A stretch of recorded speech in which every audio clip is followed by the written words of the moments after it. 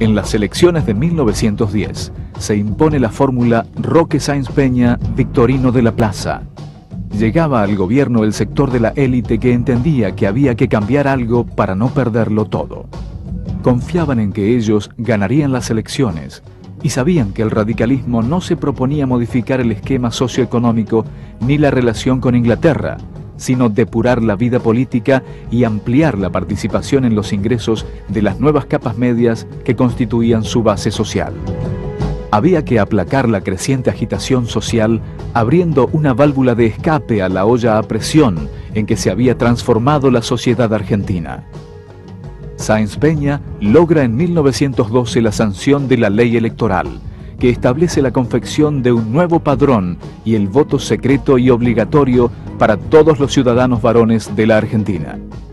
El Estado obliga a enseñar y aprender, el Estado obliga a marcar el paso en el servicio militar obligatorio y el Estado también obliga a votar.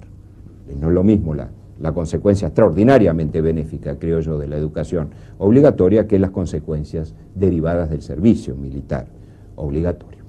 La ley electoral responde a dos condiciones principales. El primero es para contener a los radicales y el segundo es a contener las fuerzas políticas obreras, especialmente encontrar una manera de contener a los anarquistas a principios del siglo. Es un acto deliberado de parte de la élite política frente a los obreros, dividirlos, digamos, incorporar algún sector del movimiento obrero y aislar el otro sector, para que, como pasan los años y el movimiento obrero se nacionaliza, es decir, que los hijos de los inmigrantes tienen la ciudadanía, cada vez, pero muy despacio, más obreros van a votar. Y creo que es un juego bastante sutil y muy inteligente de parte de la élite desde este punto de vista. La primera década del siglo es particularmente conflictiva, de modo que la apertura del sistema político podía tener la ventaja de crear lugares donde los conflictos sociales pudieran negociarse en términos más normales o más civilizados y sacar la confrontación de la calle y llevarla al Parlamento. Pero me parece que hay otra cuestión bastante importante, que es el descontento que en buena parte de la élite, de los sectores más inteligentes o quizá más progresistas de la élite, existía acerca de su propio funcionamiento político. La ley Sáenz Peña es importante por eso, no por dar satisfacción a una demanda previa, sino por empezar a generar la demanda democrática, ¿no? Por eso me parece que hay que mirar un poco desde este ángulo no tan tradicional la reforma política. Yo creo que la ley Sáenz Peña se sanciona porque lo que llamamos genéricamente oligarquía, nombre que desde luego no es del todo exacto, pero podemos entendernos diciéndolo así, porque la oligarquía pensó que ganaba esas elecciones y lo lógico era que efectivamente ganara el favor del país una vez que el electorado argentino pudiera votar libremente. Uno piensa que un argentino de 20 años de edad, que tuviera estos 20 años a los 1880, tenía 50 años de edad en 1910 y podía comparar aquel país donde todavía los indios ocupaban la tercera parte del territorio, que no tenía capital federal, que no tenía un Estado nacional fuerte, que carecía de moneda, en fin, era un país en esbozo. En 30 años, en el centenario, era un país que era orgullo de América Latina y orgullo de la civilización europea, con un sistema de comunicaciones espléndido, con una clase social media que estaba en alza, con un sistema educativo realmente asombroso.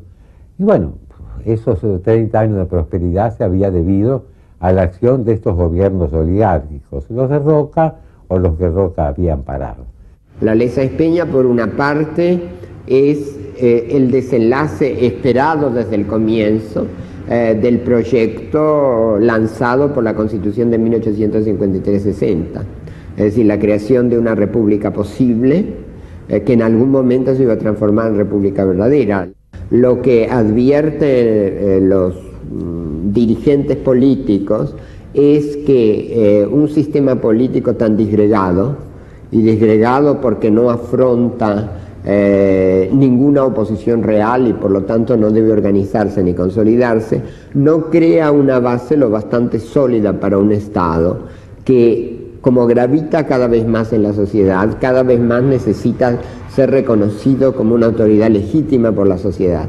De tal manera que la ley Sáenz Peña está destinada a crear, como se decía, partidos orgánicos, es decir, partidos a través de los cuales se establece la conexión entre la sociedad y el Estado. ¿Qué saben estos radicales para gobernar? Aprenderán. El país necesita dos partidos, como en Inglaterra, para ir turnándose en el gobierno. Nosotros somos el país. Y la estupidez de Sáenz Peña es entregar las riendas del Estado a revolucionarios o acras. Este Sáenz Peña, ¿con qué nos ha salido? Con el voto secreto, nada menos. No se preocupe. Aquí no cambiará nada. De lo que le digo. Las primeras elecciones con el nuevo sistema dan el triunfo a los radicales en Santa Fe y la capital. Los primeros legisladores, boinas blancas, llegan al Congreso. Sin duda que el irigoyenismo fue el movimiento popular, el primer radicalismo fue un movimiento popular. Tan popular que apenas se aplica la ley Sáenz Peña, el mismo año 12 se lo aplica en la provincia de Santa Fe y naturalmente gana la Unión Cívica Radical. En 1913 se vota en Entre Ríos por la ley Sáenz Peña y allí también gana la Unión Cívica Radical. Córdoba al año siguiente también se vota por la nueva ley y también gana la Unión Cívica Radical. También en 1912 se produce la protesta conocida como el Grito de Alcorta, liderado por Francisco Bulzoni, José, Pascual y Francisco Netri. Los chacareros de la provincia de Santa Fe deciden hacerse oír. Tras 2 años de precios bajos para sus productos y altos alquileres, comienzan a agremiarse y declaran la huelga del campo. Se niegan a levantar la cosecha. Piden que los arriendos duren más para poder mejorar los campos, que bajen los precios de los alquileres que les cobraban los terratenientes y que les dejen criar animales domésticos.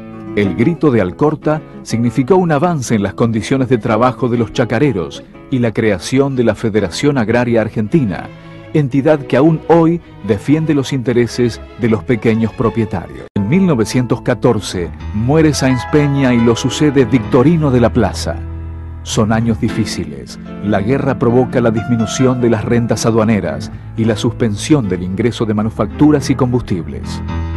Frente a esta situación, comienza a insinuarse una muy tímida tendencia industrialista con la creación de la Dirección Nacional de Industrias.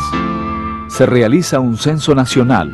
El país tiene 7.850.000 habitantes, 26 millones de vacas y 46 millones de ovejas.